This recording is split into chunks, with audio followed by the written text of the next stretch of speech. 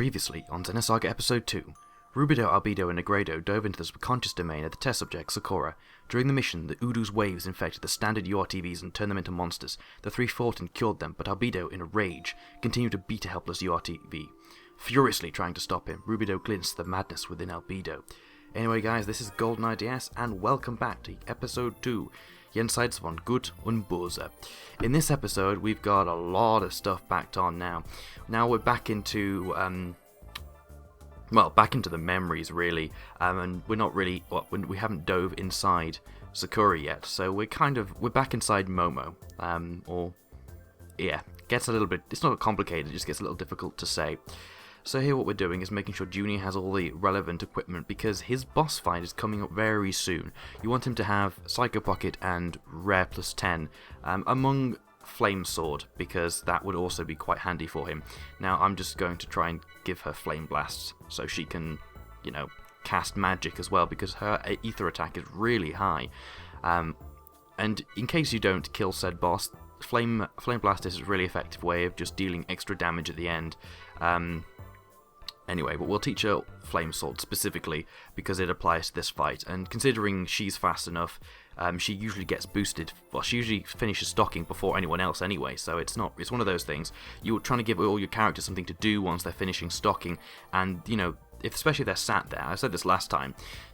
Especially with the boss fight coming up, I keep dangling this boss fight, but it's cool to be prepared for this because there are a few things that you might not know at this point. Like if you didn't do all the side quests beforehand, you won't have Psycho Pocket, so you won't be able to steal something very important from this boss. It's a one-time only item that gives you a double, which is kind of cool. So double attack.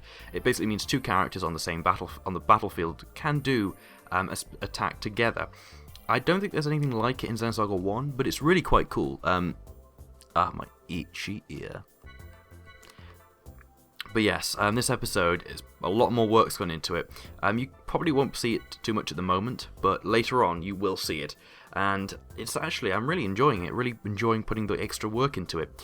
And I think it's starting to look really nice. Xenosaga 3, well, the colour scheme's going to change because Xenosaga 3 isn't a predominantly purple game, so we'll see what happens with that. Training. Just how many times a day do they have to do all this rubbish because he quit the text box too fast? Oh, terrible. I do this all the time. I quit the text box when I finish scan reading it, but that's not when everyone else has finished reading it. It's a terrible flaw of mine. Anyway, we see all the URTVs heading out there. We shall follow them. Because, the course of action to do when a bunch of crazy URTVs around is to do that. I thought I'd switch to KOS-MOS as well, because we haven't really done much with KOS-MOS. We handed over to the second R&D division, and that's pretty much it. We've just fucked off. Which is a shame, because I do like KOS-MOS quite a lot. Everyone loves KOS-MOS. Again, this game in HD, just look at it. The floor, the reflection. This is something I notice in games when they have really glossy floors and the reflection in them. I don't think it reflects KOS-MOS, but it reflects the atmosphere quite well. No, I don't think it does reflect KOS-MOS. It reflects the chairs, but not the models. I haven't seen quality reflection like that in a long while. Well, there's probably a cheap way round, but I haven't. The game that I was playing recently, Ni no Kuni, that has actually reflection of everything, and that's obviously using the PS3's grunt. There's still some frame tears in Ni no Kuni when you're using massive flame attacks and stuff. I have to hand in that training dive report. Yeah, well, it's entering phase 6. What was phase 1 to? I guess phase 1 was creating the URTVs, but that's just a guise. They were never really created for Sakura, whatever. Blame the god-awful translation of Card Captor Sakura. Anyway, these users infected with Udu yesterday. Yes, but we managed to recover them by killing them. Anyway, the cutscene here is a bit disturbing, and there is a not uncensored version, but I think this version is better, and I'll explain why afterwards. What? What were you thinking? Number 623's badly injured. Is that what this is about? All he's gotta do is just regenerate. What's the problem? Regenerate? Regenerate. Like this.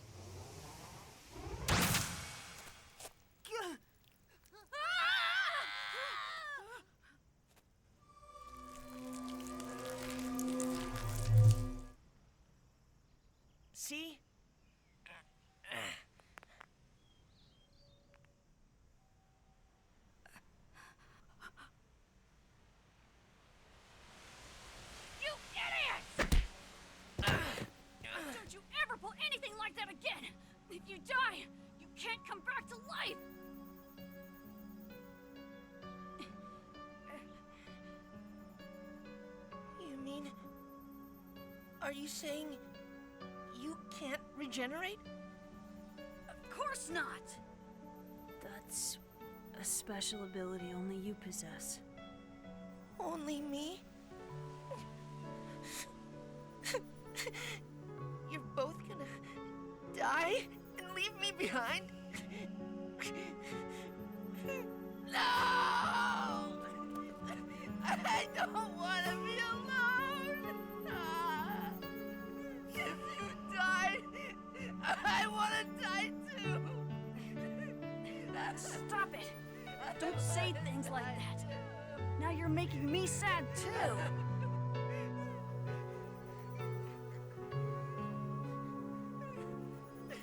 Ruby, no! Don't leave me behind! Yeah, that scene always makes me shiver. In the original uncensored version, he pulls out a gun and shoots himself, which I think is stupid. Why the hell would he have a gun? And back to the happy music. It's like, why would he have a gun randomly in a place like this? They're keeping him the lock and key, but him using his own abilities to destroy himself fits him so much better, I think, than the Japanese uncensored edition. This is the only censored cutscene in the entire game, thank goodness. But yeah, another cutscene, ahoy.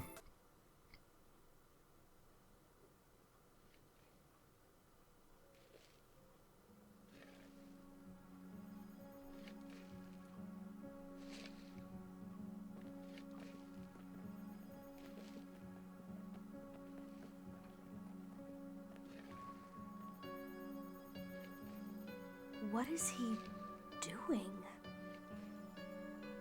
I don't know, but ever since that day, ever since Albedo learned he couldn't die, he somehow started to change. Really? We didn't understand. There was no way we could have understood. We couldn't know what it felt like to have a body that wouldn't die. Death is rest for the soul. Who was it? Who said that? If the body did not die, and the fears born in the mind just continued to pile up, the world would be nothing more than an eternal prison.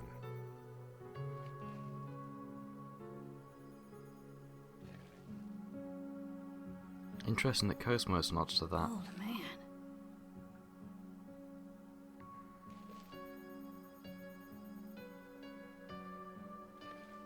In the beginning, Albedo and I were one. Because you're both from the same fertilized egg? No. He was literally attached to my back from conception until the 28th week. His heart was attached right around here. What? Occasionally, due to incomplete cell division, twins are born sharing some portion of their internal organs. That's right. Our special abilities, the power to halt or stimulate cell growth, are both based on the same basic principle. But after we were split apart, our powers headed off in different directions. And that's why I shouldn't have just abandoned him. Junior. Couldn't you try? Just one more time? To approach him?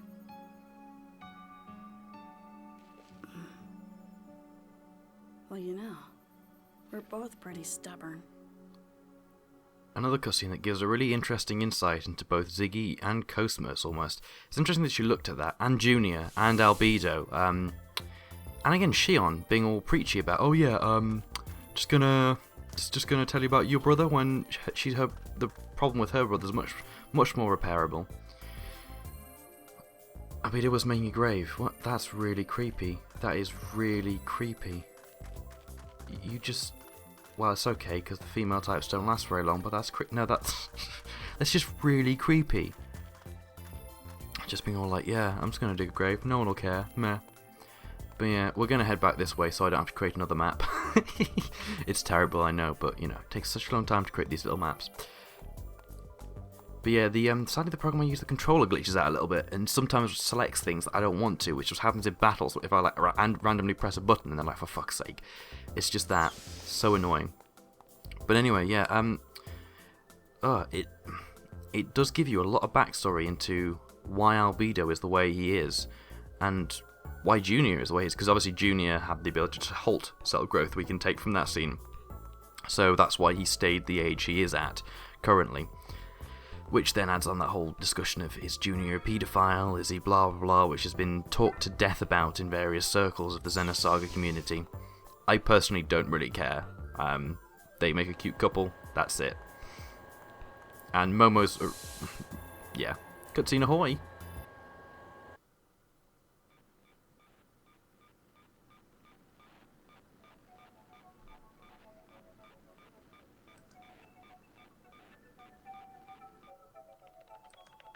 Commencing with neural monitoring of unit number 666. Membrane electrical potential, stable. Femshep again. Spontaneous brainwave frequency of number 667 shifting from 20 to 28 hertz. Calm down, children. Don't get flustered.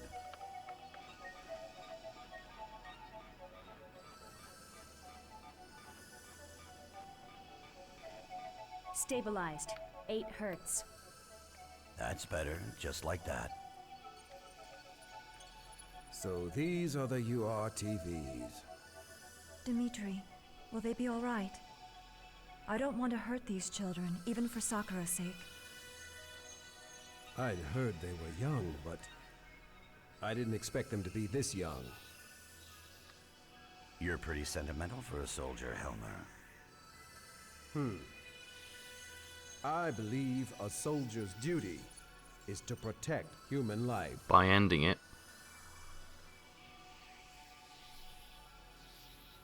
This time, Sakura will be with you too.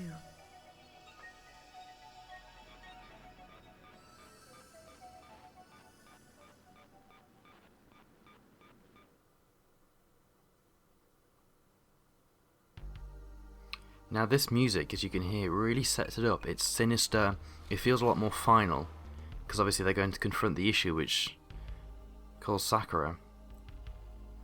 Yeah, apologies for this text box being a little fucked up. It doesn't happen very often. With the settings that I've got, it shouldn't do. But there we go. But yeah, we're basically dropping into exactly the same place we are there last time, but it's winter time. So what we want to do is we want to get rid of Chaos at some point and replace him with Ziggy. I want to just keep him a little bit longer, but I think I'll switch him out in the next battle. Just get all this jazz. It's a shame you can't go into there. I always wondered what those little things, random things meant. Whether there was so much more into the game than you could have had. Also, notice the really good attention detail they paid. When she breathes, I know KOS-MOS, it's not the best character to show it on in a sort of logical way, but when she breathes, there's a trail of breath that comes out of her mouth, and it stays there. When she's walking, it'll continue to move as if she was moving. Like, it's actually really realistically done, and very awesome job to those guys. Anyway, we're jumping straight into a battle, and you can see the sidebar has now got its use. We display all the information about the catharsis, but then we also display the quick things you want to know about it, like the break zone, which is CB, whether it's weak against ether or physical attacks, and what attribute that attack has to have to make it super effective. It's usually in a list from the most effective down to the least effective, but it's not always going to be like that, because that can take a little while to do. So they're just all things which are more than 1.0 effective, so 1.2, 5, 3... Anyway, here it's fire. Hope you can see that okay. If not, I can increase it for the next episode. So yes, we got Ziggy in here because Ziggy is good. And also Momo is pretty nice for dodging that attack. It does look ridiculous in winter now, them all running along. It's like, oh, is this summer? Oh, it's not summer. Balls. Well, we're going to freeze our tits off right here.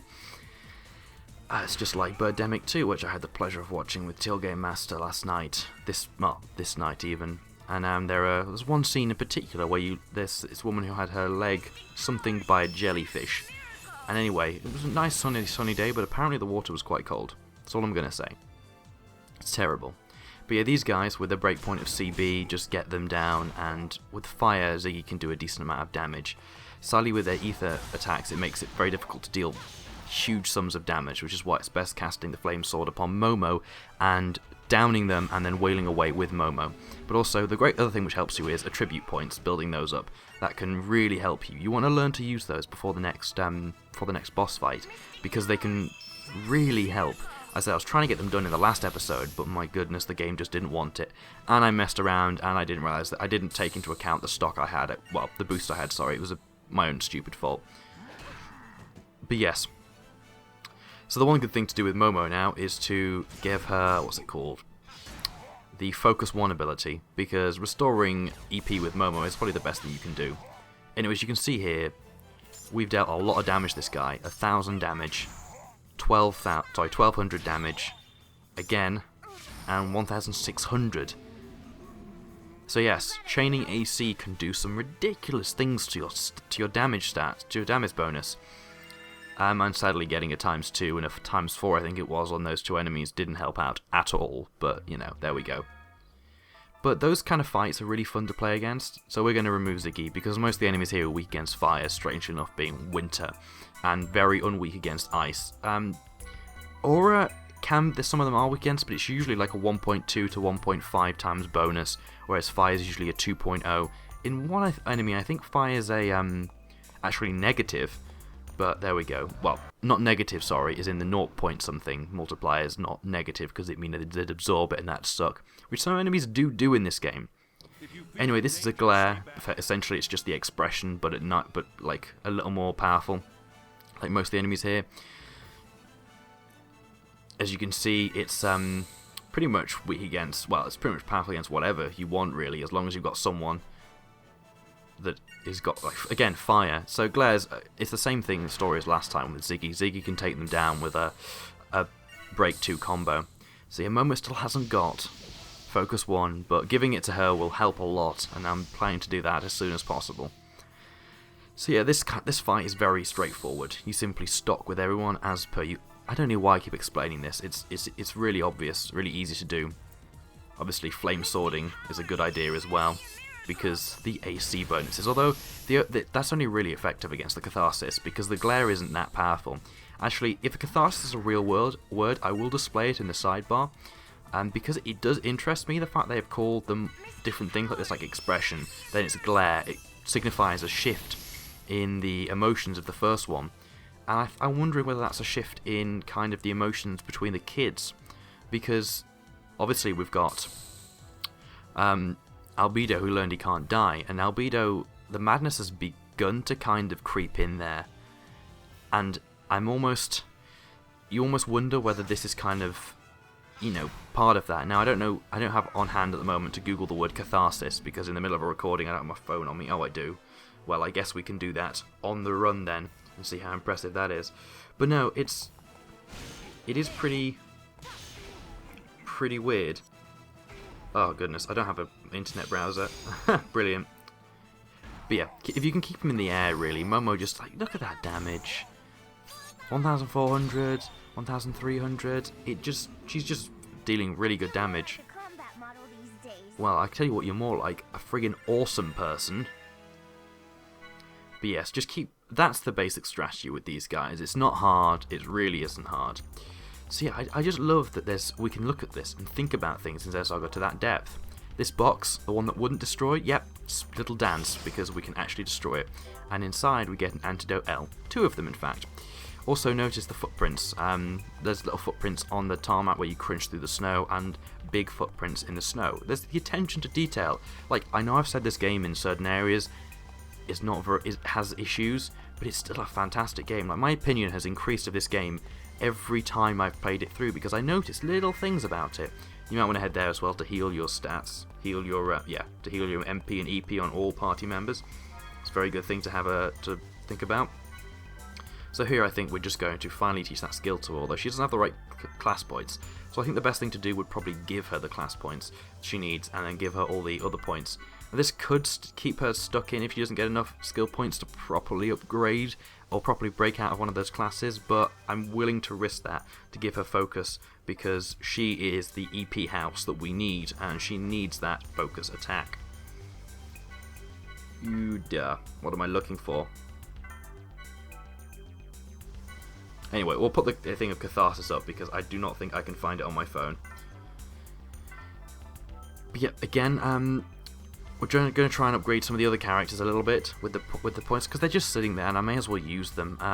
I don't think you need to you really need to worry about these too much. Just make sure you don't use all your class ones, unless you're 100% sure that you will be fine with how that ends up, because it can end up with you completely screwing it up and you having to just grind for skill points to finish off a class. And if you've got a class open, the last class open that you need more class points, the last class open doesn't have all the skills available to it, you're essentially screwed. So no matter what of grinding will sort you out there, you are locked until you find somewhere later on.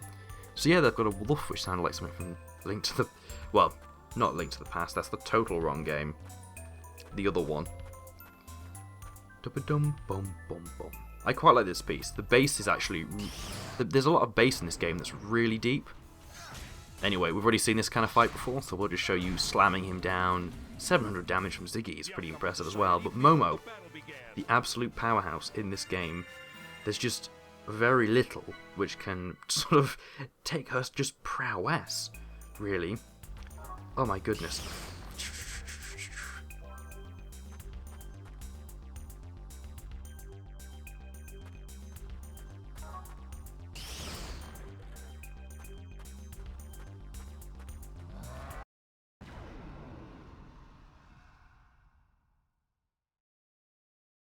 So here we have a piercing scream, part of the, it's basically the, what was it called last time?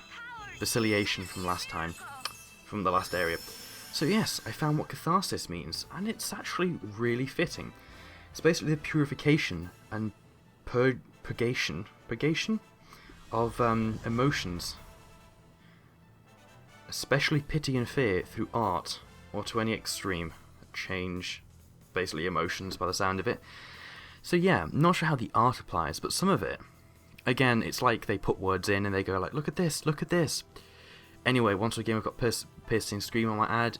Best way to break them is using a circle with Momo, and then boosting with KOS-MOS, and a double square, and then a circle, circle, circle, circle, and then boost with Momo again, and finish off with a circle, circle, circle, circle. But yeah, purification or cleansing, or to an extreme change emotion that results in a renewal or restoration. Essentially, I guess that's what we're trying to do with them. No, actually, I don't think I could apply that to anyone. I mean, I guess you could say Junior's trying to do that to Albedo. In this situation, we're trying to give Sakura emotions by purifying her fear, which is... Well, maybe the thing is, I would say that's too complicated for what it would be, but if I was to say otherwise, it would be spoiling some of the game. But yeah, it actually does make an ounce of sense.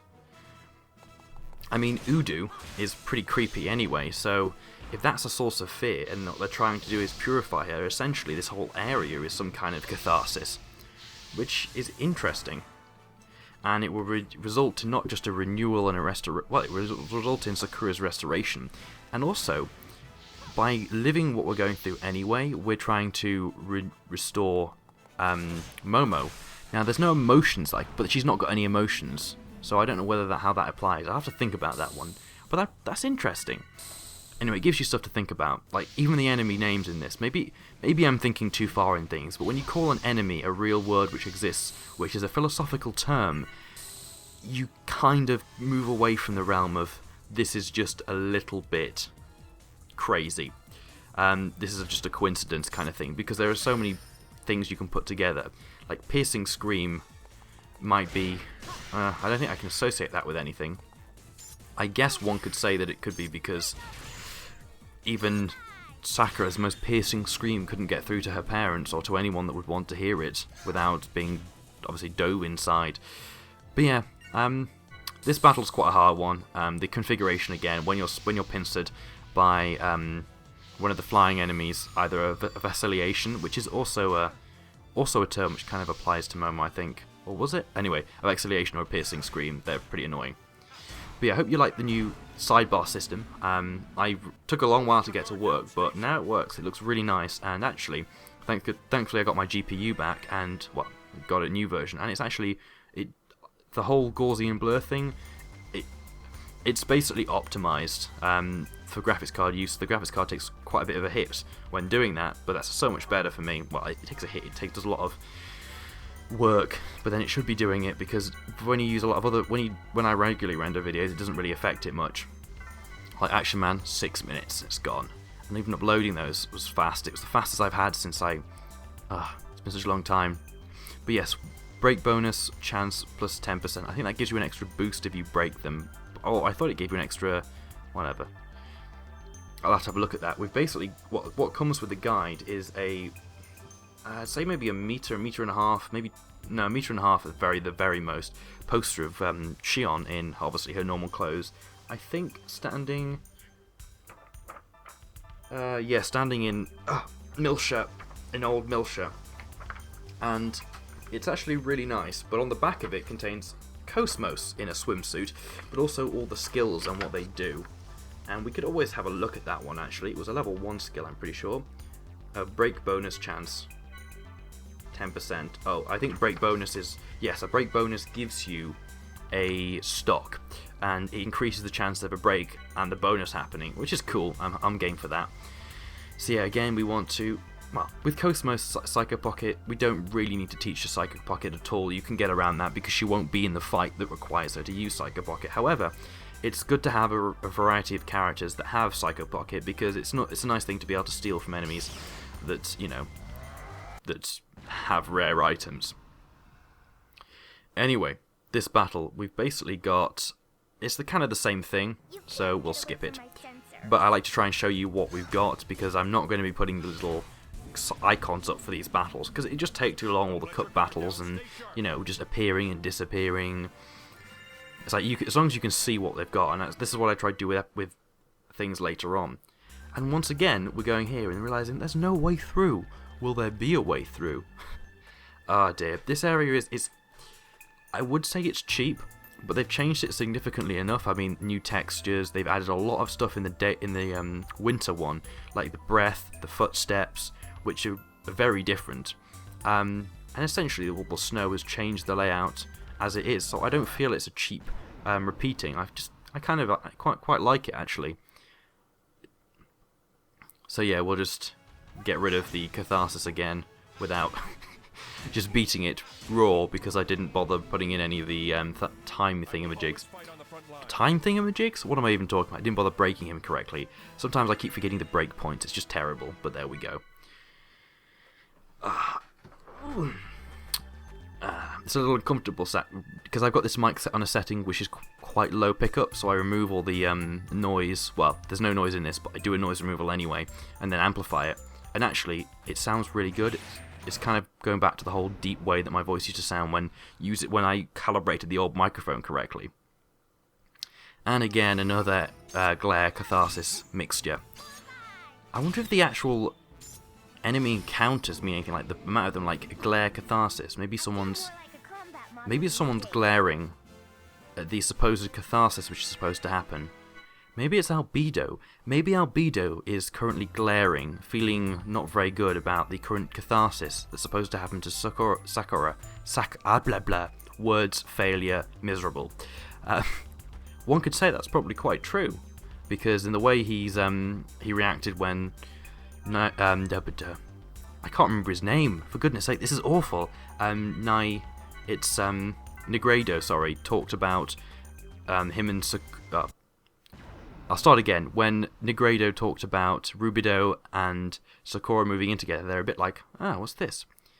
Anyway, we've got a battle here, which is just showing because it's quite easy, and I try to show, you know, battles every so often. And this is like a pincer attack for us, which is quite cool. And the way of dealing with these is even sweeter, because obviously no more back attacks, and they're well open to back attacks, which is always fun. But yeah, I don't know whether I'm reading into it too much. But the thing is, when you can do that to a game and look at it and go, well, these are here, and it doesn't take much to say that these equal, or these relate to an outcome that you're already experiencing in the game, especially when you play it through again. It's really interesting. Very awesome. Again, this is proof that Xenosaga is a fantastically created world. I think, yeah, if I was to believe in any kind of religion, or, well, not religion, but any belief set that wasn't scientifically proved ourselves, that sounds a bit but if I was to believe in something which hasn't been proved, but I was to believe in because I like what it represents, what it sounds like, I would honestly believe in the Xenosaga world. The Perfect Guide, which is basically, I don't know how many pages it is, but I've read it through in lectures, and it's really fascinating. It basically explains, using little bits of our science that we currently know, how everything works, but also it's mainly focused on Xenosaga Episode 3, because this game doesn't do as much to add to the kind of universe of Xenosaga. This is a very personal adventure for both Junior and Shion. This is very personal. Xenosaga Episode 3 is very personal, but it also balances that with focusing on the rest of a lot of the cast, and focusing on the rest of the universe, and how, obviously remember, all we've heard this so far about the rest of the universe is right at the beginning of the game, when they were planning to put KOS-MOS' tertiary weapon system on her to battle the ever-growing threat of the Gnosis, who were, the frequency of the Gnosis appearances were getting bigger and bigger and bigger. So this game is, as I said, is a very personal story, which is why I feel that the enemies here kind of make more sense if they were to do with it. It's kind of like Persona 4. I've played Persona, most of you played Persona 4. For example, in a few of the dungeons there are symbols of a male and a female sign interlocked, which can mean that, and usually with a knight or something next to them, I think, and they often mean things like, for example, a fear of emotions, a fear of rejection, all this other stuff, and some of them stand out. I can't remember most of them, but yes, knock this tree down and get on your way, and stop talking and thinking too much about this game. But that's the thing, anyone who actually wants to have a decent discussion with me on this game, I am more than open to it. I love it. I don't have anyone to talk to about this. I sound like a crazy person whenever I'm talking to this game about my friends, because I'm like, it's so awesome, it does this, this, and this, and I've got this, and like, you know, it's just awesome because of this, this, and this, which is what I'm like in my videos. But I can imagine they get quite tired of that. Despite the fact I like showing my friends the cutscenes of them, because it allows you to show them the game and the world without actually playing through the game, which can take a while. Like this segment here, we've had a few cutscenes, but not much. We've had not much cutscenes, but a vast amount of fighting and, you know, navigating around terrain, which is good. You know, it's still a game after all. The whole Xenosaga is Metal Gear Solid. It's just ridiculous. And Metal Gear Solid I don't mind with the cutscenes anyway, because the game works with them. They're awesome. Anyway, this battle here uses some infected URTVs, so I don't know where these came from. I don't know whether there's anyone else that dived with the three of them, or dove with the three of them, I think, but I don't know. Anyway, they've been infected by, obviously, Udu waves, which is interesting, because obviously it's only I'm not sure what happened. I don't think what happens when you're inside a simulator can affect your body, but it can affect your mind. So by maybe destroying them and releasing them from this kind of prison, I don't know how it works. But we can think about it anyway. I love that final attack that Chaos has. But yes, we wanted to have Chaos out for this battle because, well, apart from the fact he's shit weak, we can just, and actually the only main character in our party which has a different skin colour to white. That's not, I'm right now pointed out I'm the racist. No, it's an interesting thing. The only other person I can think of who is actually black is Helmer. But it's like that in Star Trek as well. I mean, look at the old Star Trek series. You know, the entire bridge for pretty much all series bar the first of Next Generation is almost all male, if it wasn't for Deanna Troi, who constantly thrusts her breasts at you, because apparently that's the sign of a counselor/womanhood. It does annoy me a tidgy bit. But yes. Oh, I thought we killed him. But a high critical. Brilliant. And obviously the original one we had, it was a mainly male as well, and mainly white crew. In fact, I don't even know when the first... I assume there was a black Star Trek captain. Just out of curiosity, you know. It's like the future, and they're all about how futuristic everything is. Oh, it's so funny, halfway through the Star Trek Next Generation, they start using tablets, or their equivalent of tablets. And it's so funny. Like, their tablet looks about... It doesn't look... They look so like they have that rigid edges and then the screen inward. It just looks really laughable, because obviously we have tablets now. This isn't the 24th century. This is the 21st century still. And it's just really... I don't know whether they thought, oh, let's have like things on pieces of paper. That's a cool idea. Or whether they actually saw kind of laptops and thought, well, let's design this. It seems a really interesting idea for someone to suddenly put in halfway through a series. Like 10 years before the invention of the tablet as we know it. But yeah, again, really interesting things. Just kind of... So yes, you've got HP recovery plus 10, status effect recovery, because you do recover naturally from status effects. HP recovery is always a nice thing to have. Pardon me, I'm burping. But yeah, it's like what you expect in the future there to be a lot more equality. Like they always go on about there's a lot more equality, yet you don't see it in certain areas, because the time... Obviously, this show has to be safe within the time it was produced, the context it was produced. So you kind of have this hollow talk of how they are, you know, they've gone through all this discrimination, when yet the show has to conform to the context it was created in, and that kind of has discriminatory effects almost. Now this was in the 1990s, so it's not like that, but if you're going to say it's like that, at least have casting of different people. Anyway, finally we have the creation types, which might be a reference to MOMO being created from Sakura. I don't know why it's called a type though. I guess in the same way that MOMO is called a type of something, because while we're delving into MOMO, into Sakura's subconscious, which is a direct link, well, there's obviously a link to Udo in this consciousness. So by going into Momo's subconscious, and then by the resonating memories within Momo and Junior going into Sakura's subconscious domain, finding Udo, a lot of these enemies have to do with both Momo and Sakura. So I guess the creation type would again be Momo, because Momo was created by man. The information types are kind of like her, because she's obviously informational Realian. Oh great. She's dead.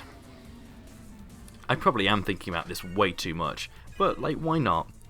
As long as the thing with this game is no one can prove that it wasn't that case, because the way that the development for this game happened, like after the first game, the woman who was, I think she's Sarah Sora, or I can't remember her name, it's terrible, but she was actually fired, and her husband continued the role, which fired or I think let off because the game didn't do as well as they expected. Because if you remember the first game, they had the Royal Symphony Orchestra doing a lot of the music in the cutscenes, and not in the cutscenes, and that it doesn't, like, if you look at a lot of games now that get their music done by full orchestras, they go to places, not Sweden, but places like that, whose orchestras, I think Stockholm's one of them, whose orchestras don't charge anywhere near as much, but are very, very good anyway.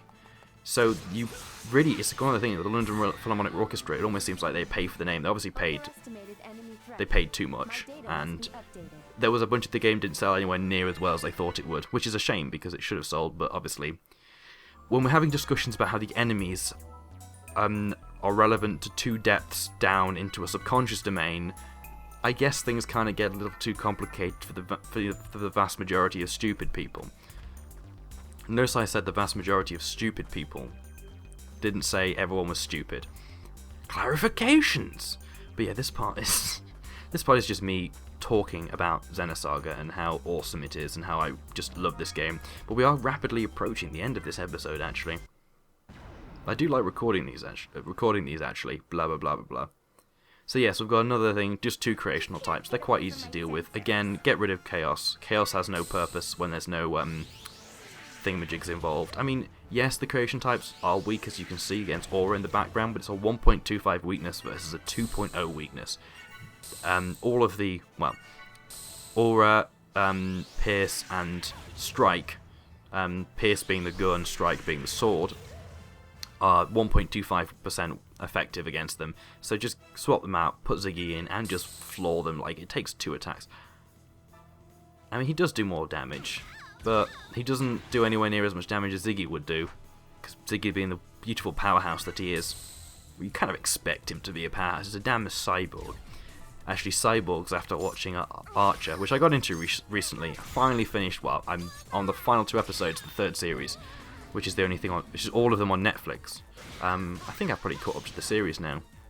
Then it's on to Breaking Bad. Need to finish times 10, yes! Then it's on to Star Trek. Again, well, I kind of bat between Star Trek and Archer. Mainly because I just can't be bothered with Breaking Bad. Like, the episodes take a lot out of you to watch. They're good, but they're really depressing. I kind of got to the second season at the... No, second or third season at the moment, where... I'm not going to spoil it, don't worry. But yes, put Ziggy back in. Please put Ziggy back in. Yeah, we've now got some more class... Well, we haven't got more class points with him, but hopefully we can use some points to get rid of this. Now, he's not really going to be in the final thing, so it doesn't matter what you do. But, like, Quick is a great thing to have on someone. Especially giving Quick to Momo makes her like a ninja. She could pretty much run... She could probably beat Usain Bolt with a Quick, with like maybe one or two Quicks onto her, if you can even apply more than one. I mean, if you were going to put Usain Bolt in a game like this, Momo probably would outperform her, because Momo is a Realian. I assume Realians have a lot more control over their functions. Although I don't know. I mean, they always did seem very androidy, kind of like Data in Star Trek, but they did have that ability to, you know, convey human emotions, even if they were somewhat repressed, like Kanan, which I just keep going about one of the worst things in the beginning of this game. They just could have began in a different way, with a different voice actor who actually had emotion, and I wouldn't have turned it off for like 3 times. But that's me getting into a new RPG series, Final Fantasy X, first Final Fantasy game I played. Turned it off 3 or 4 times because I couldn't get past the beginning bit, but that's because I hadn't played much RPGs apart from Pokemon. Okay, so this is the same puzzle as before, apart from this time, you make 3 different stops. Now, one thing you can do is you can actually blow the first one up and knock that down, the tree on the other side now, but meh. So yes, you make 3 stops. 1 here, 1 at the box, and 1 to get across to the other side. Now this one, you can't blow up this rock here, which always confused me, but you can blow up this one and there is something inside. So you've got some skill upgrade Bs, 4 of them. I think skill upgrade B is 50, so that's essentially 150 if that was 3, 200 it was 4, or 100 it was 2. Anyway, we will, yeah. I did cut this because I realised how boring it is to watch me go all the way out, all the way back in again. But yes, we want to destroy this one, and destroy the one further up, and then that's pretty much just getting to there. Again with this, like, you can destroy that log to make it easy to get back to the other side, but honestly, and this is the kind of thing that I've said before with the last area, is when you've got that massive shortcut, it doesn't matter too much, but you might be passing through here because of a certain enemy type or something, I don't know. Yeah, so it's not a chest, but it is a biosphere. Not terribly important, you can skip it if you want. I don't think I've used a biosphere. Essentially, a biosphere is like a tent in Final Fantasy. I'm pretty sure it provides a certain amount of MP and a certain amount of EP. Yeah, that's one thing you probably can't hear unless you've got the the actual official soundtrack, or you've hooked it up to some speakers or some really nice headphones. Is the deep, the boom, boom, boom, boom, kind of. It's like that when you go into the GS Path menu as well, I think. But yes, another bunch of URTVs, we're going to get rid of those. Anyway guys, this has been so much fun. We are approaching the end of this episode of Xenosaga. In the next episode we'll continue onwards and see what happens when we reach, well, the drop point and try to fix Sakura. I'm just mixing them two together now. Yeah, what will happen? We'll see later. Why am I backtracking? Ah yes, because I forgot. While I was talking, I forgot that I forgot. Yeah, that's about right. I did forget that I forgot something. In the last area, there was another tree which you could put down, essentially skipping a bunch of the level, and that's what we're just going back to do now, because why not? Yeah, it's a little confusing when it's all white, because it just looks, well, the snowbank on the side looks like a snowbank and a wall, not necessarily somewhere you can walk across, but I guess I should have known because of the trees, which are pretty much like sticks. Anyway guys, take care. See you next time. Bye bye.